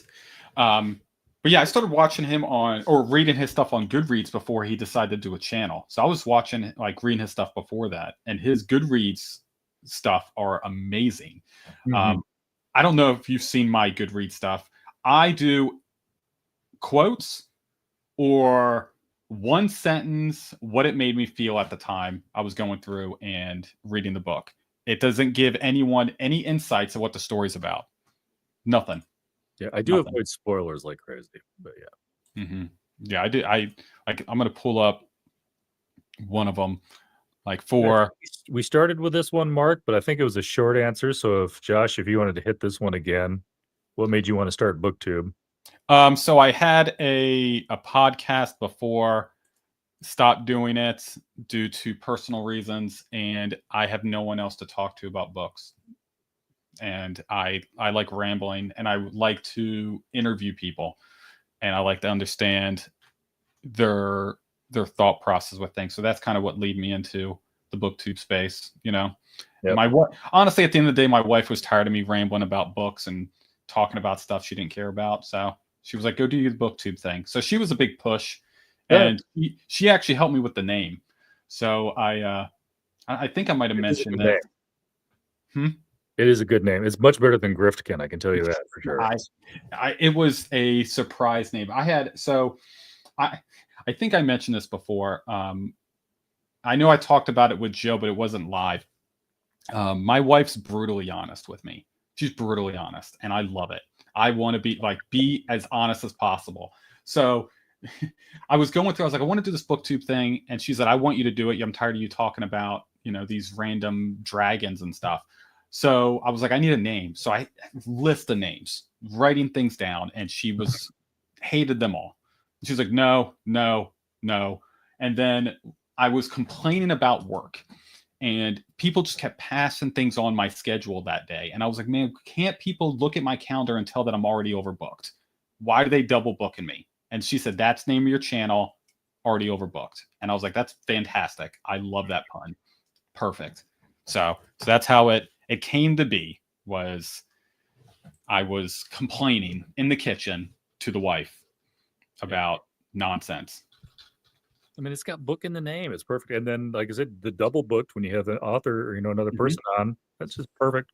Goes right for mine are usually worse, like booking forward. It's like, yeah, just that's my looking forward video. That that's about as cute as I get on the channel. Yeah. I I like will also have to say that's my favorite and my least favorite part I do every month is because I talk about all the books I wanna read next month, and then I also realize how many books I wanna read next month, and that's just not gonna happen. oh Uh, man. But yeah, my Goodreads. I mentioned that. I found I pulled up. I hate the name I started out with, Avid Book Junkie. Yeah, I like the book lounge, man. I like it. I remember when you went through and changed it, and you changed the color codes and everything. I like the new stuff. Um, but yeah, I can't do articles on Goodreads like some other people. I can't do it. I'm a one sentence guy on Goodreads. Like for Joe's book, since he's on, I put, "Are you a god, a devil, or something from before?" And I'm like, anyone that I feel like if you read the book, you go, I know what he's talking about. But if you haven't read the book, like I have no idea what this guy's talking about. Which I like it. I like it.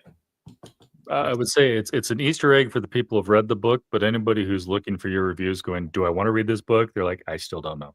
I have no idea. I have no idea. He gave him 5 stars, and then he says this random thing on there. So and that's how I like doing it. That's I you know, if I ever stop doing booktube, I'll do my spiel that I do on the reviews on to Goodreads. I might do that, but that's what it's going to Now be going you forward for a based little on while. how you do them, though, you could do book reviews as shorts and it would still work. Yeah, yeah, I've thought about um doing the shorts. It's just, I don't know, it's more recording. I only have so much time in the day to record, and I found a good routine. Like I found a good cadence, and I feel like I'm getting pretty good at not having to edit as much on my stuff. So my last review that I put that's coming out Monday, I think I had to edit only two minor things. I started just rambling about nonsense. I was like, let me just cut this whole section out. And but yeah, outside of that, I don't have to do too much with it, which is good. Yeah, I found that every time I get rid of a filler word, then the next video I listen to, it's like I've just used a different filler word or phrase. I'm like, I finally quit saying "like I said" in every video, but now I would say like "perfect" a lot or I, I'm thinking about putting out a blooper reel of all my stuff. uh, So it's like there's some of them where I get you know just start saying random things. I'm like, that's not even a word. What am I saying on this? So it's pretty oh, fun. yeah. Yeah, it's pretty funny.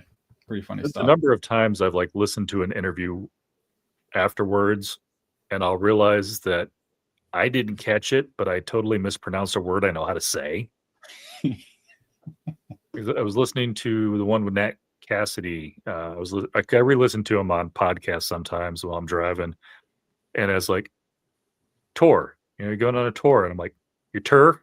I've never said "tour" in my life, but now it's, out there for everybody to hear. It's like that's so funny. That's I think I said hilarious. Colorado one time in a thing. It's like, I've never said Colorado. There's no A at the end of that. Oh man, that's Sometimes awesome. my brain's moved on to the next thing, and my mouth is like, "What was he saying? I don't know, just say something." Okay. Just add an A at the end. It's all good. Yeah. Let's keep the ball rolling. Oh, that's so funny. That's so funny. Um, so for 2026, do you have any big plans? What you want to do? You're going to switch any things up, or is it going to be the same type of videos and cadence you've been doing? Do you think about changing anything? I'm probably going to keep it the same. I'm thinking about instead of having because right now my weekly wrap-ups are only the middle of the month because the first Friday of the month, I do the monthly wrap-up, and the last Friday of the month, I do the looking forward video, so sometimes I'm only having really 2 weekly wrap-ups. I'm Hmm. thinking about either combining those or maybe combining, like, my book haul with my monthly wrap-up instead of having a separate video. I think one of the biggest problems I have that I'm seeing is I have shorter videos a lot, you know? John Minton's weekly wrap up is close to an hour. Yeah. And everybody watches it. And don't get me wrong, I watch it. It's my Monday morning. That's what I do. My wrap ups are like 8 minutes, 7 minutes. And part of me is thinking that, that I like that because, if I'm busy, I can sit down and watch a 7-minute video. I can't necessarily watch an hour. But there are a lot of people that watch YouTube like they watch TV. Yeah. They want to know that they're going to sit down and watch a half hour or an hour show. And that's, unless it's an interview, that's not what they're getting from me. So I might do that. Other than that, it's just, I'm going to try to even out my interviews a little bit more. Right now, I'm trying to push for, at least for 2026, 2 authors tops, hopefully, each month. And then a booktuber. I like having that booktuber, but I'm also feel like, especially August, if we include you, which was, that's, I had 3 authors and a booktuber. July was 2 booktubers, but that's because, or 2 authors because I moved you from July. And then June, I had 3 authors. I actually had 4 authors because Chance wrote a stupid book. He was supposed to be my booktuber. And especially that month, it's 4, especially if you get some epic fantasy in there. If you've got a full-time job and then you've also got to read a 500-page chonker because you're interviewing that person that week, it doesn't give you a lot of time for other stuff. Right. And it's not just that I feel like it's homework sometimes. It's the fact that it's not fair to that author if I'm not enjoying their book because I'm rushed and not because, if you're not enjoying the book because you don't enjoy the book, that's one thing. But I don't want it to feel like homework. So I'm trying to chill it out a little bit. So like for November, I've got Kate Elliott and Neil Schusterman coming on, and that's probably going to be it. And I could think next month I do have 2 authors, but I also have 2 booktubers. So as long as Book Beverages and Besties and Preacher don't write books between now and then, they will just be booktube videos. So, but I want to fit some of my TBR that hasn't been able to fit in because of the fact that I had been scheduling so many authors. Yeah, that makes sense. Definitely with certain books getting hyped up. Like I have a bunch of books that I have on the shelves. Like, man, they get so much love, and I just haven't had a chance to go through and read them. So I'm reading Adrian Tchaikovsky with Fina. So I'm like, thank goodness Fina wanted to read this too, so I can have a forced to go through and read this book. Because if not, it probably would have been pushed like everything else. Children of Time. Okay, I haven't read that one yet, but yeah, it's supposed to be fantastic.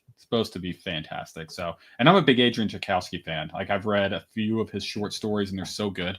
I just haven't read this one yet, so I'm hoping it's going to be up there on one of the best sci-fi books. Yeah. Well, also, this is like this is almost the end of my 4th year of doing this. I've also realized I want to, like, I'm having Kate Elliott on. That's going to be a return guest because I've only had a couple of return guests so far, and I was like, some of these people I'm going to have Shannon McGuire on next year, but I haven't had her on since my year 1. I was like, some of these people I realized at Worldcon is like, I kind of want to talk to these people again. I got to see them. I got to visit. I got to sit down with Elizabeth Bear because we were waiting for Scott Lynch to quit signing. They're married, so she had nothing. She was just chilling while she was waiting. We get to sit and chat for a while. So it was like, I miss talking to some of you people. So I've got to fit some of them back on and not just get the next author on. Oh, his time's up. He's got to go. My AC unit shut off, so I have a timer on my AC unit. So you look like the wife or one of the kids is talking to you there, looking off screen. No, it was getting hot. I was like, why am I starting to sweat over here? And I realized my AC unit was off, and I was like, oh, geez. I feel your pain. I've been working actually in the office, setting up new PCs for people, and the warehouse section where I'm at, which is where nobody's ever at, that AC has started to give up the ghost. And so a couple of times last week or the week before that, by the time I left at 4:30, it was 85 in the building. No. That's a little toasty. Yeah, a little bit. a I little took bit. a little fan in there. It's like I'm working on the PCs and I've got this fan like 2 feet from me. It's like, we're okay. Oh man. All right. You got any big changes to your channel coming up? I mean, obviously, the interviews are picking up. You're getting more Yeah. shows. Yeah, I want to pick up the interviews. I want to do more community-based stuff. I'm trying to plan what I want it to look like. So I have a few ideas. I have one of them that's it's a challenge kind of thing where I have a prompt for every month and Okay. give that in advance. Like, hey, these are going to be the prompts for the whole year. One prompt per month. Going through and I'm going to force myself to pick a book from the prompt, and that's going to be added to my TBR and see if other people want to join me. I, we're waiting for you, Fina. Waiting for you to get done eating. Yeah. Now we got to quit talking about you. I know. So I'm thinking about doing that, and I think that'll be a lot of fun. But we'll see. We'll see. I kind of want to lean in a little bit more with the bookbinding stuff. So I've been doing that. I did a little bit of a test with that to kind of see if people liked it, and the YouTube algorithm did not like it at all. It stopped promoting my stuff altogether for a little while. So I might just add that onto the weekly recap of like, hey, look at this new cool little binding I put together. And then I'm enjoying making things. So we'll see. I kind of want to lean into doing that a little bit more in 2026. I think it'd be really cool going through and, doing something community based a little bit more with it. I don't want to start a Discord anytime soon. It seems like a lot of work. I've got enough between my Discord and the BookTubers Unite, and I'm on a few others. Most of the ones I try to stick to now, I've got between the Talking Story one and the Book Street Boys. Those are so busy all the time. I'm like making sure all the rest I'm in are chill. It's like I can't keep up with all these messages. I just it I try to get in there, I try to start talking, and I'm like, oh, I got to go do something for an hour, and then it's like filled up with things. I'm like, I'm not even gonna like it. Whatever, you guys talk, have fun. I can't. Well, I had one. I can't remember which chat it was in the other night, but I went to go do something. I was gone for like half hour, an hour, and I came back and there was 213 messages in this. I was like, I'm not reading all of this. Zing. It's like looking for my birth year on the thing. Just keeps zoom. We're done. Like I'm Yeah. not reading that whole thing. That's too much like reading a book that I didn't want to read in the first place. Oh man. So I funny. will throw out a suggestion to you. I feel like I'm getting more people that are finding me now. I've started doing a little bit more on Instagram, Mm-hmm. and as much as YouTube, I mean, obviously that was always a big thing. If you were on Twitch, you had to post elsewhere because nobody'd ever find you. But I feel like YouTube too, you need to have one of those other, whether it's Instagram or TikTok or Twitter. Nobody's on Twitter anymore. Well, everybody's on Twitter, but nobody actually wants to admit they're on Twitter. Blue Sky. You've got to have one of those other places where you have a different community that are like, oh, hey, you do interviews, or hey, you have a booktube channel, and then they come over. As because I feel like to a certain extent, some of us, unless somebody, if Petrick mentioned me tomorrow, I would probably get a boost. But unless one of the bigger ones mentions you, I feel like there's a certain level that you get to, and then you've got to be discovered elsewhere. Mm-hmm. Yeah, I'm kind of at that point now. So I did create an Instagram recently, like the past week. I haven't posted anything yet because I don't want to do the same thing. And that's kind of where I'm at. I'm like writing what I want it to be because I don't want to just be a copy and paste of what I'm doing on YouTube over there. But I don't want to be doing what all the other people are doing on Instagram. Like I don't have time to go through and do these skits that everyone's doing, which I watch. I think they're entertaining, but I don't have time for all this. So I'm trying to find what's going to work for me. So I'm there and I'm following people and doing that interactions that way. But I need to start posting. I just need to figure out what I'm going to do. Yeah, I think for at least for the book related ones. I mean, obviously some people do the skits, but a lot of the book related stuff I see on Instagram, it's the equivalent of a YouTube short, Mm-hmm. but they're just talking about a book or whatever. Or it's the ones that like, hey, I got this, lovely book, and it's like on some mahogany throne or something. Like they make it all look pretty in the back. Uh, and some of them are like really, really good. I'm like, I got nothing that pretty in this house. I don't know what the heck they've got going on over there. Mhm. But Yeah. Yeah. Or yeah. they do that fancy shaken thing that they do. You've seen those, the shaken, where you get a book and they just go and they shake it and it turns into another book. And they go, "What 5 books am I reading?" Mhm. I think Peliquin does that sometimes too. Andy Peliquin, he'll sew that and he'll flip it and it's one book and then he'll turn it around and it turns into the next book or whatever. Yeah. I do love following Andy Peliquin on Instagram though. He's awesome. He's got so much Mhm. energy. He Yeah. was so much more chill in real life than he is on in his Instagram. His Instagram, he's just like mile a minute. Hmm. He's crazy. Uh, But yeah, that's yeah. that's on my to-do list. So yeah, I'm kind of want to start doing that a little bit more, you know. And there's more authors over there because I am on Blue Sky and I am on X and I'm there and I post things and I talk with people. But I want to go to Instagram because I feel like that's where a lot of other authors are sitting. So I'm trying to connect more with the authors, Right. and then so I think that's kind of the reasoning. I think Instagram, you're going to find a lot of the authors who want to get their face out in front of people, uh, Hmm. or ones that romance and romantasy is big on Instagram. Those guys, let's face it, mostly girls, and I'm using that not, you know what I'm saying. Yeah. Uh, it's that's much more of that section over there, and of course you get a little bit of fantasy and stuff, maybe a little bit of horror. But I'm also finding that a lot of the smaller ones, the horror ones, or the ones that are big enough that they don't care that you need to see their face, those guys are hanging out on Blue Sky a lot. Hmm. Blue Sky is huge, especially for horror authors. I've Hmm. noticed. Yeah. Yeah. And I don't know, people seem to be easier to Yes, we did.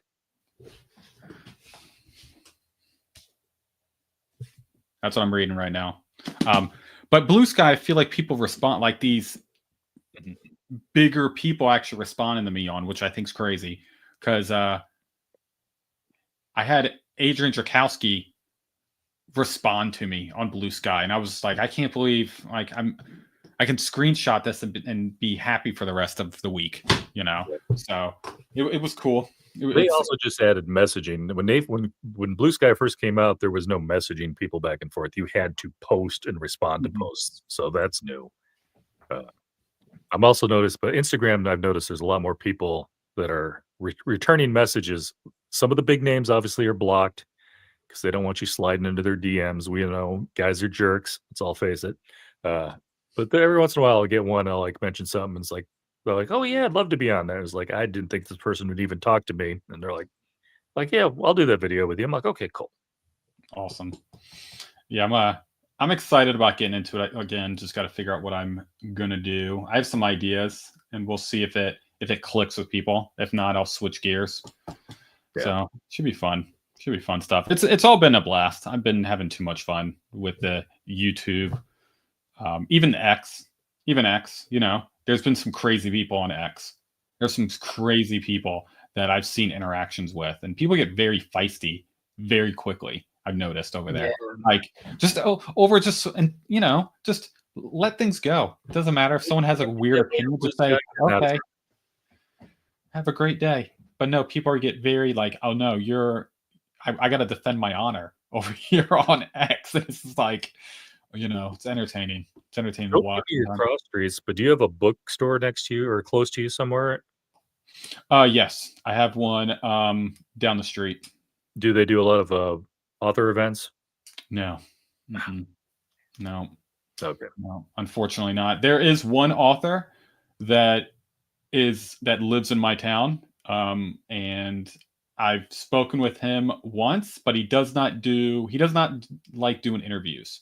Gotcha. Like he does interviews like at the bookstore and he goes through and talks to people, but he doesn't do um, Online, yeah. live stuff. He gets very shy on video, but amazing guy. Well, I just But know, like, for mine, I've got the Bookworm in Omaha. mhm, People don't realize outside of Omaha, the Omaha area is like 1,000,000 people. There are people here, but they do all, like, the author events that come through town, and so I find that personally, that's a good way to go even if I'm not an author that I'm super familiar with, you go there, you get to meet them. Sometimes, like, hey, I do want to read this book. And it's just a good way to A, meet authors, and B, a lot of my Instagram stuff now is like, hey, it's me with so and so. Sometimes I get a double up. I had one the other day with Rainbow Rowell, who's bigger than people realize. She's done some Marvel stuff, but she's also she when she does a signing at the Bookworm, they're getting orders from like Peru and place. It's ridiculous. Oh, She that's is so big awesome. in her. I think she might be bigger internationally than she is in the US. But I've got her on one side. I've got Margaret Stoll, who's been writing forever on the other side. Mhm. I'm like, "Ooh, yep." So I do love my indie booksellers, and if you've got one close to you that does author reviews, it's a great place to meet people. I always make sure I'm like towards the end of the line, so I'm not tying anybody else up and just like, hey, see how it goes. Yeah, I'm hoping one day when I'm able to is start doing live interviews. I think that would be awesome. Of being like, hey, I'll come to you. I did podcasts and I have all the equipment right under my desk. So I have everything ready to go. So I could do a live interview with someone, and I think that would be cool. I think that's something different that's not really being done on the book space all the time. I know Mike's done it Yeah. a few times. I've seen a few other people, but it's not something people do all the time. And I think that'll be cool to go through at one point in the future to start doing live interviews. I I think used to it'll be do it fun. all the time. Now I tend to do it with authors that also have their own booktube. Mhm. I think they're more used to it as to where the average, and I'm gonna pick somebody that's not hasn't been on my channel, but the average, Stephen King or somebody, they're not used to doing. You do a recording, you can edit it a little bit, take care of some stuff. They're not used to doing a live stream with like people popping up in the chat and all that stuff. Oh, I want to do it in person, like me and you in the same room. Oh, kind of like when John did it with Christopher Rocchio or Yep. something, or yeah. Mhm. Yeah. Yeah. That's what I think that'd be a lot of fun. Of going out to places and be like, hey, I'm in your neck of the woods. Let's talk about stuff. I think I it'd be think cool. Bookborn did that well at Worldcon in the fact that she would have something with somebody live, but it was just like a question. Hmm. I'm not Yeah. tying up Brandon Sanderson for the next 30 minutes, but for the next 2 minutes, Brandon, here's my question. What's your answer? And then move Mhm. on. I didn't realize this. Probably what it was for. I walked by one room. There was a room that was just said media room. And every time I walked by it, there was nobody in it. But I thought that was like, that would be a great place just to pull over and it's like, hey, we're not going to be bugged by people walking past you in the Mhm. background. Just ask a question and let you go. It's like Yeah. a catch and release author thing. Yeah. You should have done that. Should have put a sign like authors coming here. Well, I I, had a few things afterwards and stuff that I would see people do. Is like, man, of course, it's my first con. I didn't know what I was doing. yeah. That would have been a great idea. I'm going to do that next time. Yeah. Listen, I'm pretty good at getting people to come in. Like, come here, let me talk to you for a minute, and then I can push them in the room and you can do a quick interview and then we'll switch it up. Yeah. Like, We can do it. and ask him a question as soon as the chloroform wears off. It'll be fine. It's like, Josh, go get that guy. I'm like, I got him. Dragging him in there. We'll just see John running around the counter like one of those big butterfly nets. Oh, man. Oh, that's so Yeah. funny. All right. Well, I think we said we were going to wrap this up about 43 minutes ago. So this is what I was talking about. I'm a talker. And like I said, when you interview Paul Jessup, you're going to probably have the same problem. You set aside 2 hours. I'm telling you that now. Love it. That's nothing against Paul. I love Paul. He's been interviewed once on my channel, but we're doing our second Horror Rex video this year. He's done a buddy read video. We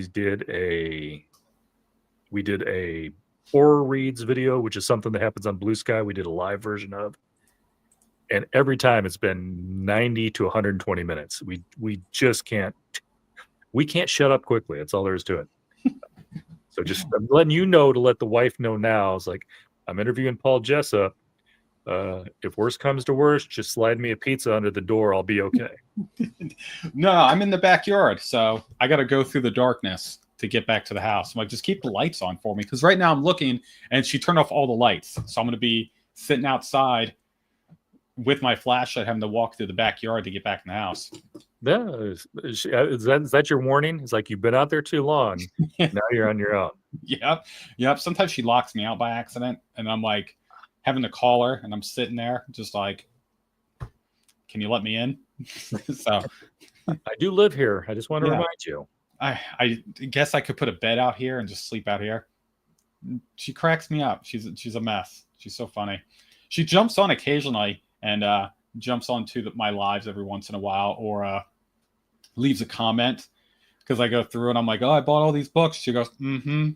That's what you're doing. Mm-hmm. Buying more books. She's so funny. She cracks me up. Yeah, I feel like half the time I feel like I'm going to be in trouble because I get book mail sometimes like, honey, I did not buy this book. They sent it to me because I'm interviewing the author. It's an art. That's all the time. All the time. I had a few that came in back to back, and it was literally that. She was just like, I got in from work and she was like, you bought more books? I'm like, no, this was free. This was free. I'm going to I had to donate. explain to my wife, it's like, I did come back from Worldcon with 5 books, but I only paid for 3 of them. So the other 2 were given to me by the author. I promise. So fun. All right. So funny. All right. But Josh, it has been a blast. I appreciate talking to you. I have loved watching your channel since it took off. And I think you're really nailing these. I know sometimes it's hard to critique yourself, but I've watched a few of your author interviews. I love the lightning rounds and stuff that you do. I think you're really connecting with a lot of these authors, which really helps, because once you have that body of work, you're going to get to a point where when authors are going to be like, hey, I saw you with so and so. Can I be on your channel? And the first time you get one of those, you're like, I'm a booktuber. It definitely hits that note for you, and it's definitely going to happen to you. You've had great interviews, and you've had some really good interviews with some authors. Oh my goodness, Daniel Krauss, for instance. These are not necessarily. It's like, hey, I wrote one indie book that probably shouldn't have been published. Can I be on your channel? You've got some guys who've got some really, really big sellers out there. I mean, you had JCM Burnout, for crying out loud. I don't think he's still here, but that was Joe. The legend himself, yes. Exactly. But Joe's a blast. I love Joe. Mm-hmm. All right. So I'm going to give, now that Fina's back, we're going to call it quits because we were just talking until she got back on. No, I love you. All right. And I appreciate all the people that have been in chat. I can see some in there, except for that one spam bot that I didn't put up on the channel who really wants us to get more followers. That I ignored. I don't even get to, I'm not even saying your name. You don't get to mention it. But I appreciate it. Looking forward to what you have next. And I will definitely be checking out what you've got coming in the future. And, maybe we're going to have another one of these panel things sometime, and we'll get a few of us together. I would actually love putting one together sometime with the booktubers. Doesn't have to be on my channel, but the Booktubers Unite group. I mean, you've got Josefina, we've got Carly in there if she ever posts another video. I know you're going to see this at some point, Carly. That was for you. But yeah, just a great group of people in there. And I think we had the couple of the call-in things. I would love to see us do a live stream of some sort. I cannot agree more, man. I think we definitely need to talk about that. I think it'd be a blast. But I appreciate you having me on, man. Oh, I thought Joe was gone. I really appreciate you having me on, man. It's been a blast, and I really do appreciate all the behind the scenes help. You've been extremely kind to me since I've been on, giving me advice, helping me out in a lot of areas. So I really do appreciate everything. You've been a blessing for me. So I just want to thank you. I appreciate that. It's nice seeing somebody who's kind of in it for the same reasons I am. You're not on here just because like, ooh, I want to get James Patterson and everybody look at me. It's like, you're talking to authors because you love their book. You want to not only pick their brain, but say, hey guys, you need to be reading so-and-so's book. They're on your channel because you want other people to find them. And that's kind of where I'm at. I have people. Yes, I do. I love being able to, and people tease me all the time. I'll say something stupid off the cuff, like, Shannon told me the other day. It's like, oh, Shannon told you this. Like, oh, I do know Shauna McGuire. It is fine. But, I had her on because I loved her books and I wanted other people. I honestly did not realize how big she was when I first she was my first interview, first started this channel. And, just she's one of those authors, like, I want more people to read her stuff. Hmm. Got a ton of great stuff. And I can see that same thing in you. You want to talk to people that you want to promote. You talking to somebody is not just like, I'm talking to, and we'll throw out James Patterson just because he's a huge name everybody knows. If Hmm. you're talking to James Patterson, it's because this is my personal recommendation that this guy knows how to write, and I want you to read it. Exactly.